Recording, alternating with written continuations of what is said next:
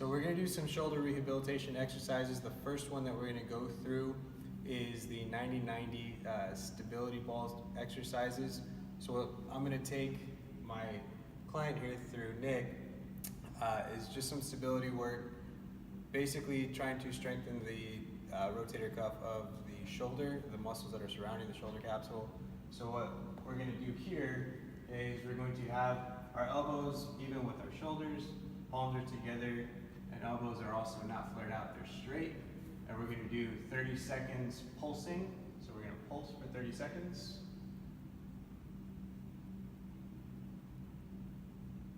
After 30 seconds is up, we won't go through the whole 30 seconds, we will now go up and down for 5. So 1, 1, 2, 2, keeping pressure against the ball, in the center of the ball. Once we've completed that, we will go 5 side to side, left and right. 1, 1, 2, 2 for 5. Keeping the shoulders. Good. Now we're going to go 5 circles right, 5 small circles right.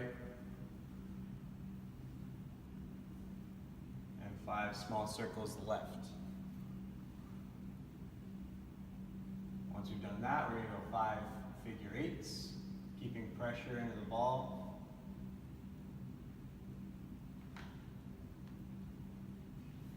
Once we're done with that, we'll switch over to just the right hand only. So again, hand will be placed in the center of the ball. We're even with the ball here, to the side, to in front of it over here. So, yep, make yourself parallel with the ball. There we go. Keeping the hand slightly in front of our head though. We don't want to impinge the shoulder head. Okay, so now we're going to do the same thing. 30-second pulse. Once those 30 seconds is up, we'll go 5 up and down, smaller movements.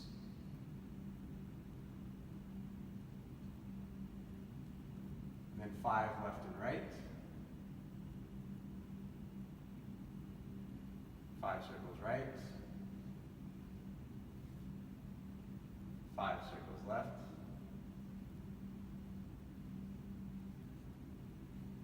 And 5 figure eights. We always want to make sure that we're keeping pressure in the center of the ball. Don't want it to be loose. Once we've done our right hand, then we're going to switch over to our left. So now do the same thing, switch over to the left hand. We always want to do both sides to make sure that we're evenly balanced. 30-second pulse, 30 seconds up and down, 5 up and down, 5 left and right. And now we're going to move on to the elbow in rehabbing a UCL tear. For the first exercise that we're going to do for this rehab, we're going to work on concentric, eccentric flexion and extension of the wrist to help prevent atrophy. So we're going to do this 2 sets of 10, 3 to 5 days a week, and as we progress, we can add a little bit more weight. So what we're going to do is we're going to have our palm laying flat, okay, and we're just simply going to flex, or extend, and then flex 10 times.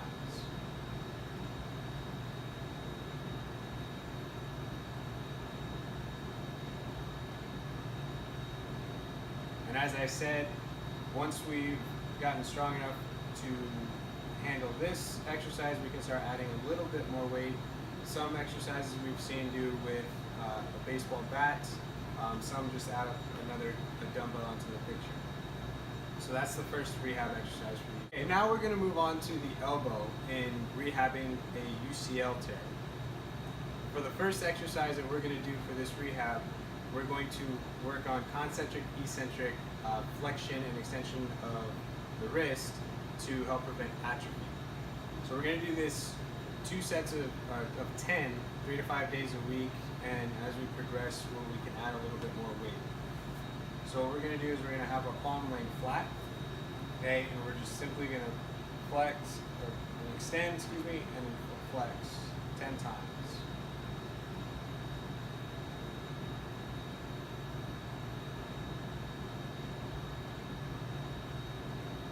And as I said, once we've gotten strong enough to handle this exercise, we can start adding a little bit more weight. Some exercises we've seen do with a baseball bat, some just add a dumbbell onto the picture. So that's the first rehab exercise for you. So the next exercise we're going to do for the UCL is just a simple squeezing of a stress ball. Okay, we're going to do about 20 squeezes per time, periodically throughout the day. This is something that we can do every single day. There isn't necessarily a set time or place to do this. This is just something that we can do while we're sitting on our couch. But what we're going to do here is 20, and we're basically focusing on the wrist and finger flexors to help aid in the UCL rehab. So we're just going to basically sit here and we're just going to squeeze.